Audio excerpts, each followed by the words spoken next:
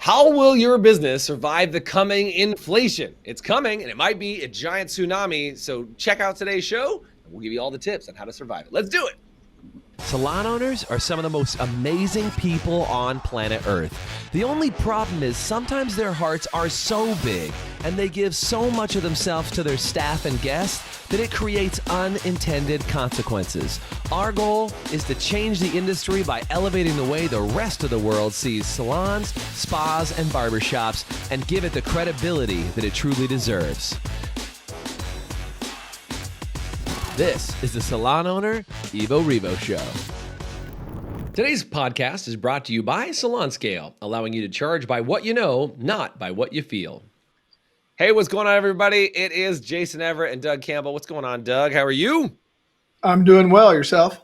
Dude, I'm doing pretty good, except for every time you turn on the news, you hear something about this dirty word called inflation. It's the bad I word.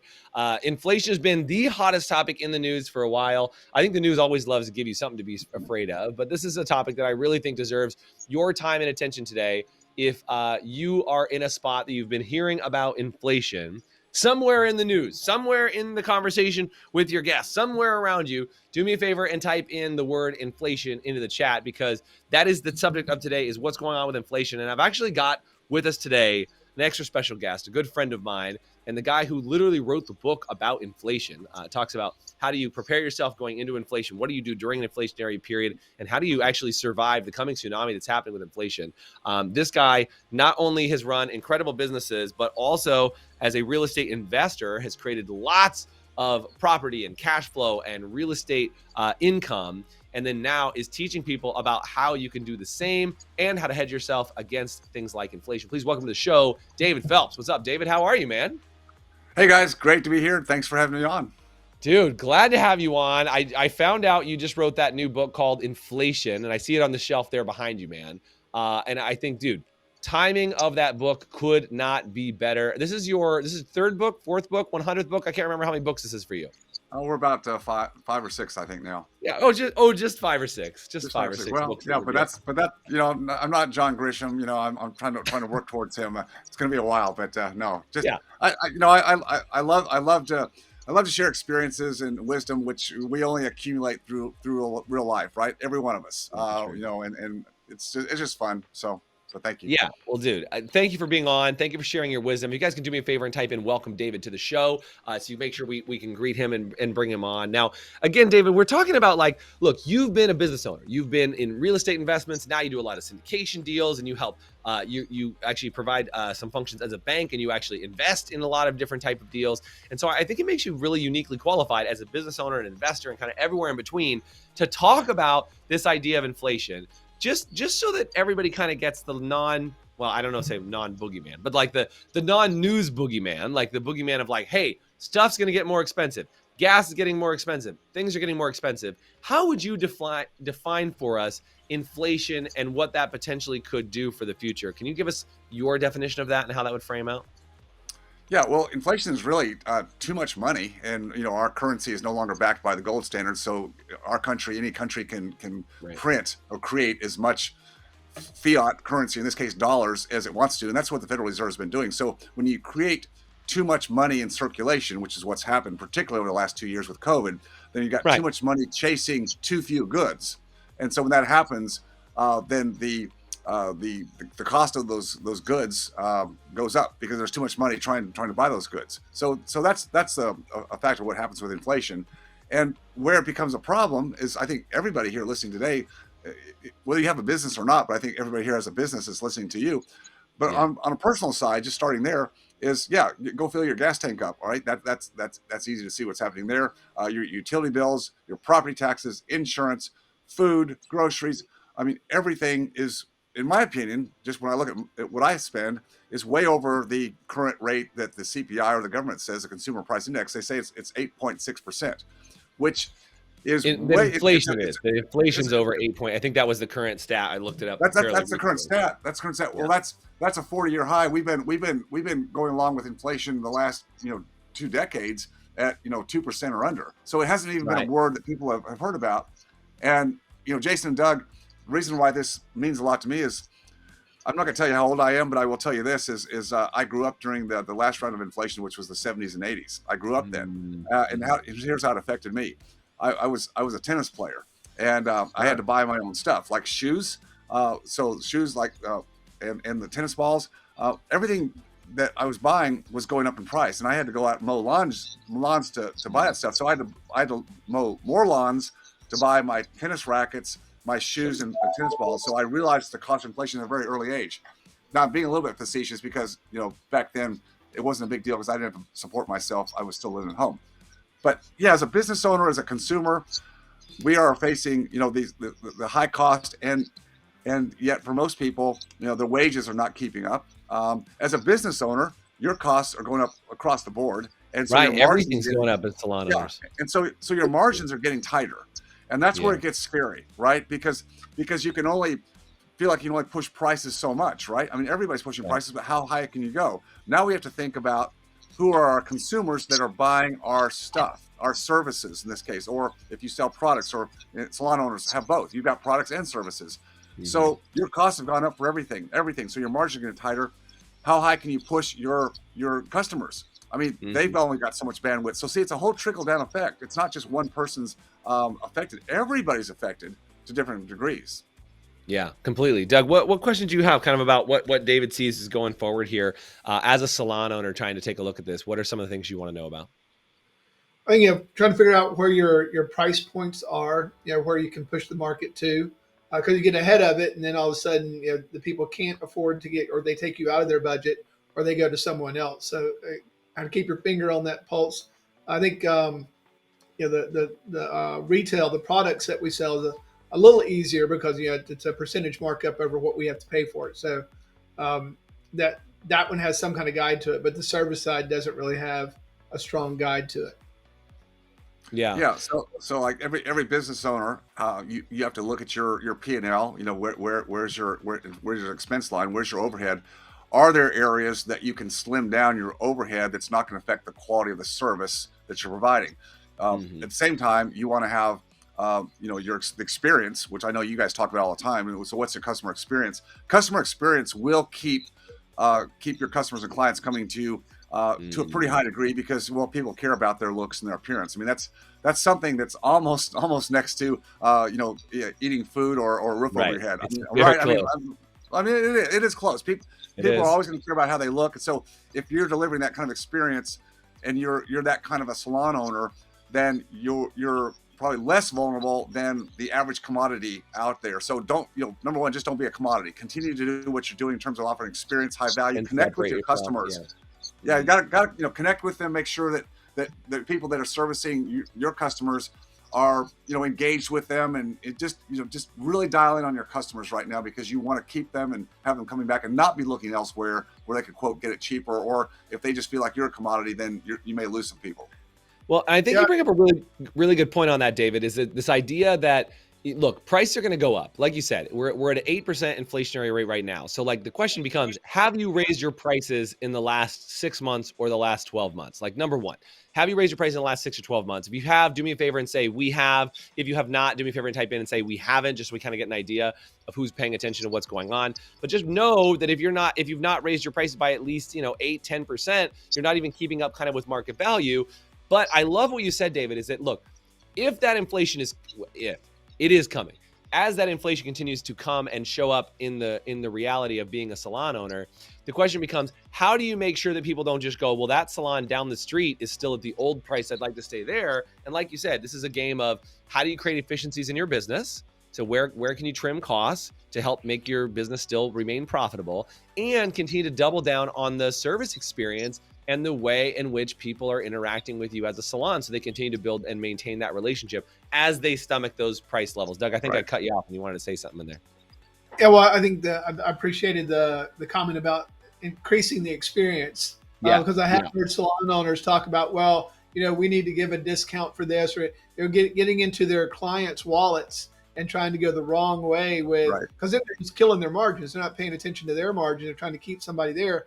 I think that also leads to that desperation downhill roll of, now you're trying to keep up with, how do I give more back? And then you create the expectation that they're going to get discounted because of the situation instead of the experience elevated. So I really appreciate that, David, for putting in the experience over the discounting or trying to operate from that fear side.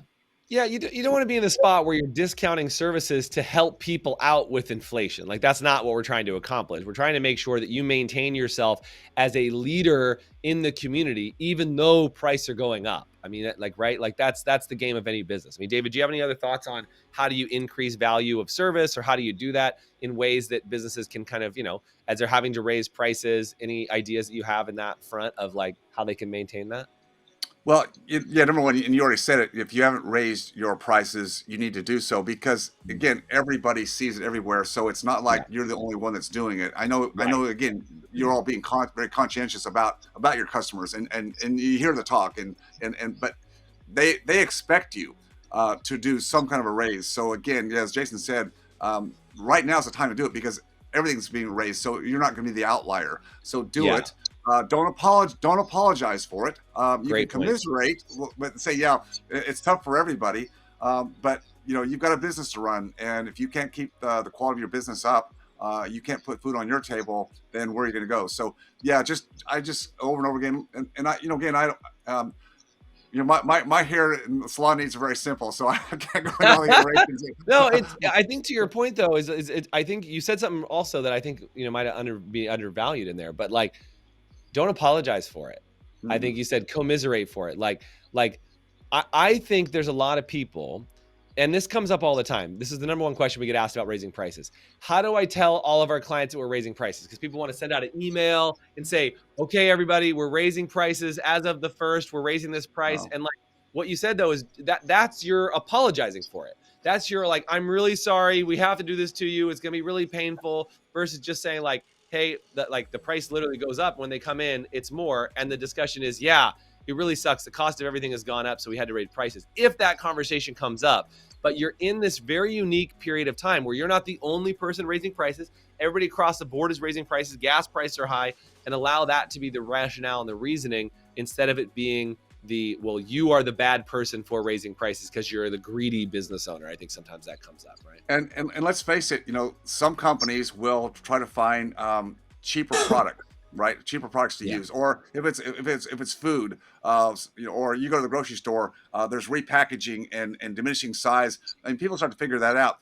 What you want to do is you're servicing real people who care about the value. They care about how they look. Again, well, you want to maintain and kind of let them know without over emphasizing too much. But again, your quality, and you even mentioned there are cheaper products that we could be buying today, from I don't know, China. I mean, I'm just saying. Yeah, well, I mean, to your point, you can go to a cheaper place to get your hair cut, and I think what I'm hearing you say is it's okay to let some of those people decide to go to a cheaper place. You may have to, yeah.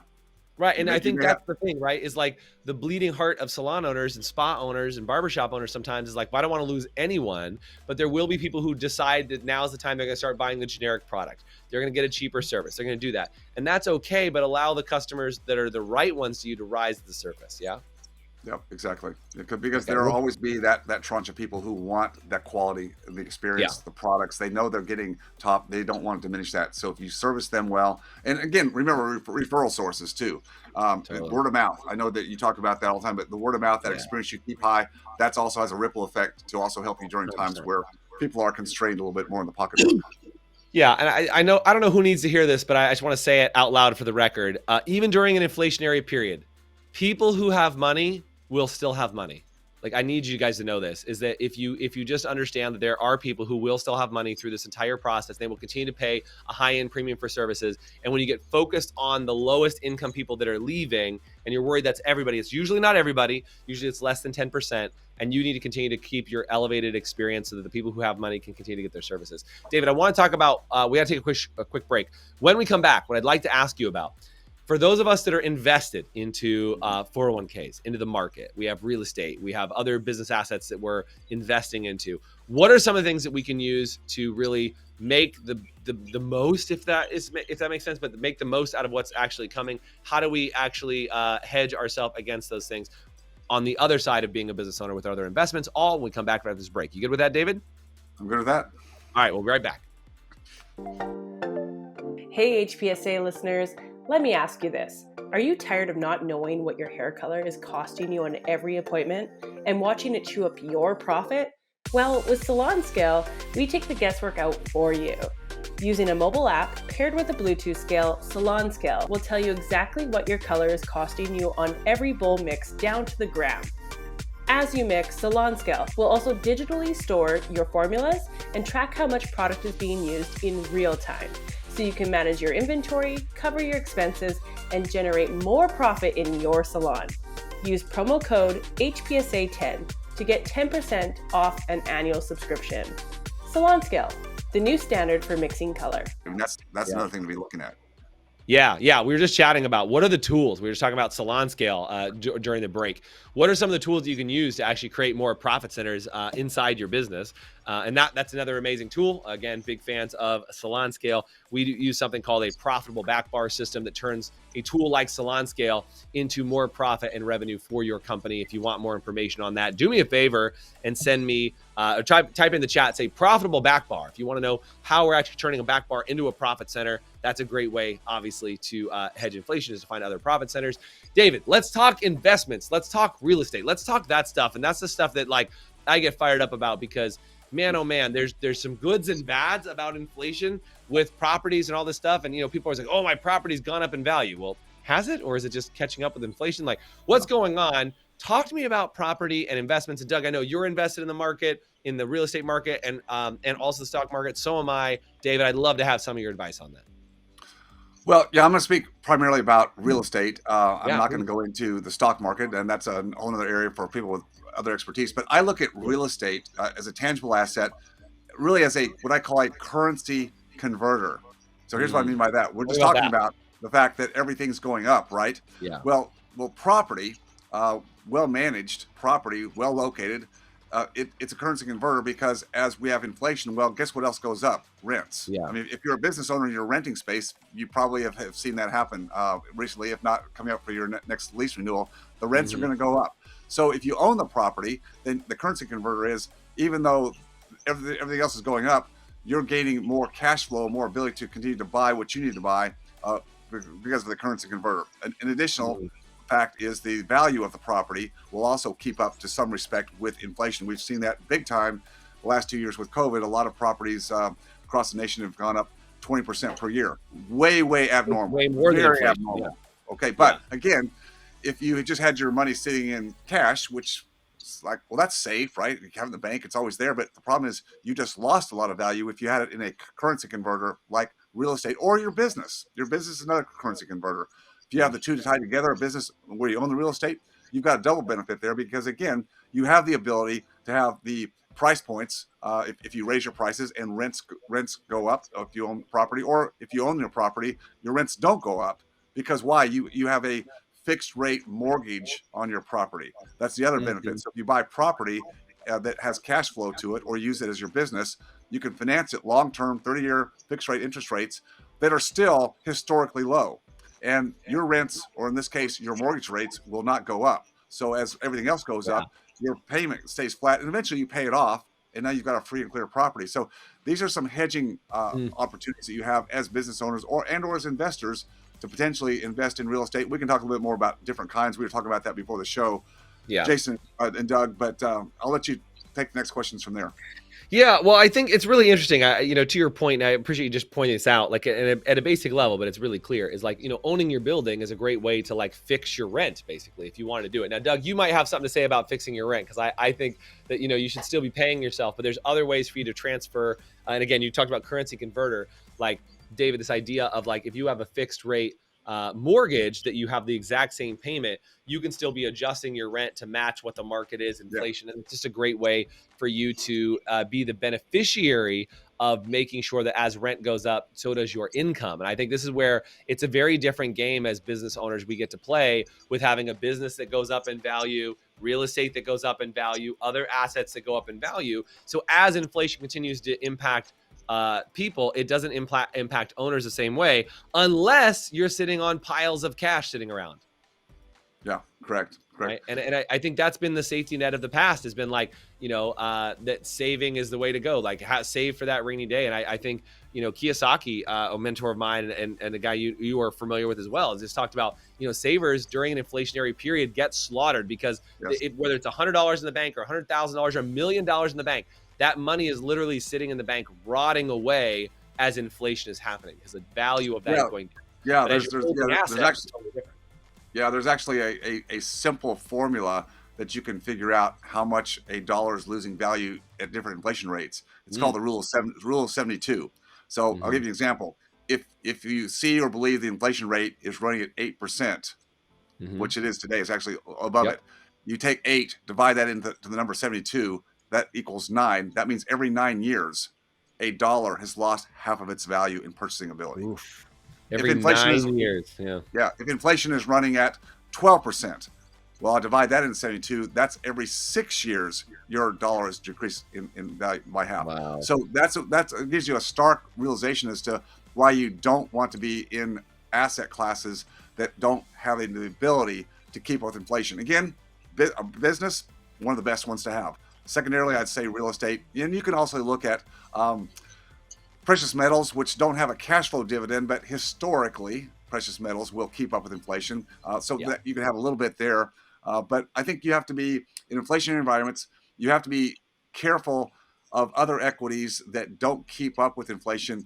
Oftentimes, I'm speaking very broadly here, but stock market equities, buying stocks, mutual funds, typically, as a broad rule, don't do well in inflationary times because interest rates go up as we've seen them do, and that means overall companies' profit margins go down. Therefore, generally, stocks overall don't do as well during inflationary times. Not giving you financial advice here, but I'm just saying, just be aware of those things. And when you talk to your financial advisor, or you do your planning, just hedge yourself and have some of your capital investments in the tangibles like business or real estate.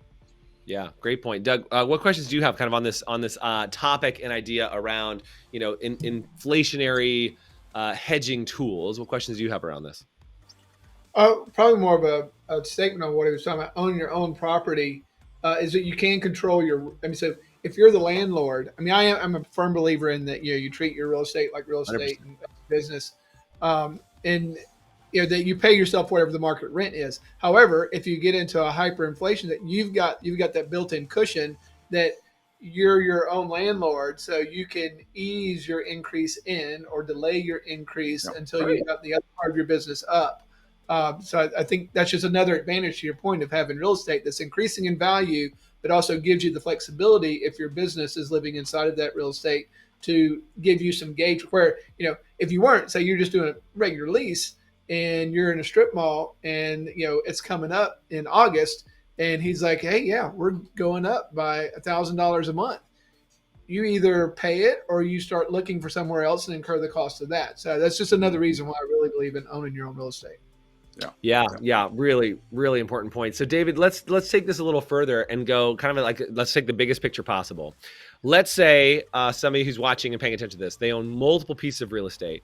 They have, several businesses they're operating. They're trying to figure it out. Do you have any other big tips, best of practices to really be mindful of for this inflationary period we're heading into, that they can start to leverage and actually receive some gains and to do even better off through this period than other times? Well, we have to be careful when we buy near the top of the market. There are always good buys out there. And again, one of the best purchases we've already said is if you can buy the right property for your business. So that's kind of a no-brainer. But again, it's got to be the right property, financed at the right rates. If you're going outside of that and buying additional properties as investment, just knowing what to buy, where to buy is really key right now. 8 years ago, you could buy almost anything that was decent and it was going to rise up. Now, that being said, you can still buy good properties that cash flow well, even after you pay your normal operating expenses of the property, taxes, insurance, maintenance, repairs, etc., utilities, and you have to also add in whatever debt service you have. So you've got to make sure after all that is said and done, you still got a cash flow margin that's relative or respective of the price of the property. What I mean by that is, I got to talk California prices here for a minute, don't I? Well, you got people all over, but let's not talk about California. I'm California. We can talk California. I don't know. I can't relate to California. You're going to be in St. Louis this week. I'm going to talk St. Louis. Yeah, sure. St. Louis is a great mid-market, right? I can make sense out of St. Louis. I can't make sense out of California.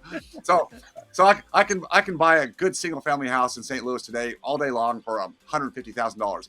Good tenants, good area, and I can finance that. Today rates are probably 5.5-ish, a little bit higher, but still, if I buy it right, and I can look at the rents, that I should have at least $300 per month clear after all expenses and after I pay my debt service, my mortgage, right? If I don't have at least $300 per month on that type of property, I'm not buying. So that gives me kind of a filter. Always make sure you've got the cash flow there, whether it's your own business or you're buying it for investment. If you can't get that kind of cash flow after all the expenses and debt service, not a good time to buy. You need to look harder or wait until Find the a right better time. deal. Yeah. But there's always opportunities out there, and realize the sad side of inflation is that it does hurt a lot of people. There's going to be business owners, there's going to be real estate operators and owners who are going to go belly up. Why? Because their margins were too thin. They over leveraged, they overexpanded too fast. So again, I hate that for people, but you're the entrepreneurs. You either have the opportunity to buy additional businesses if that's your game, and or real estate if that's your game, or some of both.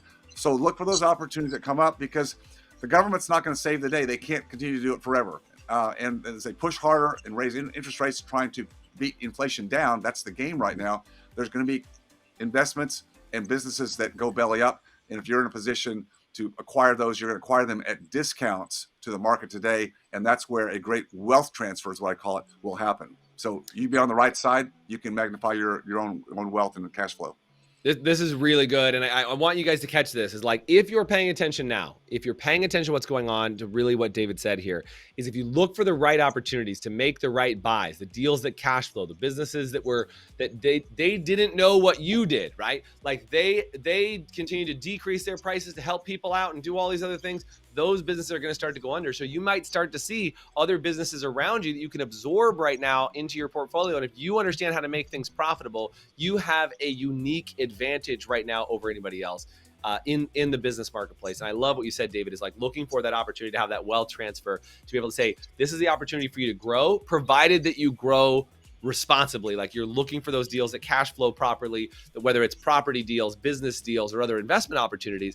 If they cash flow right, now's the time to take advantage of those, because there's operators that are not operating very well. You probably know those operators in your town that you know are not operating very well, that are on the razor thin margins and they're not figuring it out. And you might be able to step in and take over an asset that, as we get to the other side of some of what's going to be happening, is you'll be able to, because you're able to run it now when times are lean, you'll be able to even run it better when times are good.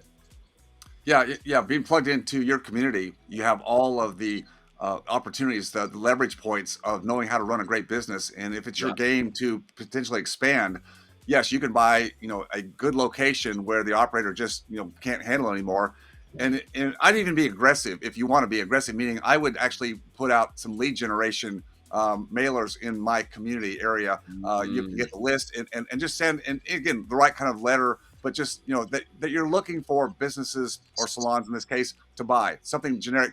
If you want to be that aggressive, I'm not saying you have to, but if you're on the hunt, be out there in front, because when someone gets in trouble, the last person they're going to call is a business broker, because they know that they're not operating anything profitable that they can even sell typically. Right. So you put a letter out there, and you'd be surprised. You get a couple calls, and you can put deals together right and left. This is a great opportunity for those who are prepared. Again, I hate it for the rest of the country, but recessions have to come every so often. They have to. It's a flushing out of the excesses of what our government creates. It creates great excesses, exuberance in the marketplace. There's too much money out there today, too many asset prices going up, too many people running on over leveraged businesses and investments.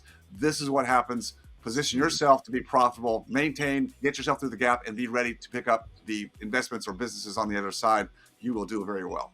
Dude, this is great. If you guys want to get more information from David, but by the way, Doug, if you want, I'd love to get your top takeaways. I'll give you mine in just a second. But if you want to get more information from David. You need to pick up a copy of his book called Inflation. You can go on to Amazon and just search Inflation and David Phelps, and you will get the information on his book. I know there's a ton of other resources and books that you have about freedom, creating cash flow, and other amazing opportunities, David. So please pick up any of the books that David has, but you need to get this book on inflation because it will help you to figure out how do you navigate it, how do you buy these deals, what are some of the things you're looking for. David, you are a wealth of resource. I appreciate it. Doug, top 2 takeaways from you for today, and I'll give you mine. I think the biggest thing is, having your business prepared for when this comes. So it's easy to run a business when everything's fat and the money's flowing, but whenever these times come, running it right, so then you have the opportunity to scoop up other businesses that did not run them right, or real estate that got over leveraged. I think that's one of my biggest takeaways. I think that run it right now so that you have you're in the position to have the opportunity later. Yeah, I would agree with you. Running lean and mean right now when things are starting to get there. But I think the thing that kind of like the underlying topic that I got out of this was like, notice the tone of this conversation. It wasn't like a panic. Oh my God, we're all going to pay more money for all this stuff. It's like, just be smart, do the things you need to do to get yourself in the right position, look for opportunities. And David, that's what I love. You're like the most chill dude. You're like, oh yeah, just looking for this and doing this. And like, you're still very calm through it, and avoid the sensationalism, avoid the gossip, avoid the drama. And I love what you said earlier, David, about feel free to like commiserate, but don't participate. You didn't say that way, but that's how I heard it, right? Like commiserate, but don't participate. Don't buy into it. Don't feed into it. But be like, yeah, it sucks that things are higher, but here's what we're doing to do it. Run your business really, really well. And I love the other thing that was just snuck out right at the end is you said, let people know you're actively looking to invest and help people out and do it. And again, not like in a sharky sort of like, I'll take over your business, like I'm ready to buy you. But if you're like, hey, if you get in a financial trap and you're stuck and you want to make sure your staff stays employed, I would love to help and support you and be able to make something work because you run a very successful business. And never forget that your success can lead to success other places when multiplied correctly. So David, thanks so much for being on. Great show today. I really appreciate you. And we have a private discussion with David inside one of our Salon Owner groups for our wealth building community that we do. It's going to be happening in just a little bit. So David, I can't wait to have you there as well. This has been tremendous. Thank you so much for being on today's show. Thank you, Jason. Thank you, Doug. Thanks, David. All right, guys, grab David's book. See you guys next time on the next show. Bye for now. Thanks for listening to the Evo Revo podcast. Today's podcast was brought to you by Salon Scale, allowing you to charge by what you know, not by what you feel. Please subscribe, leave us a review, and you can always get more information, including show notes and the video episodes at evorevopodcast.com.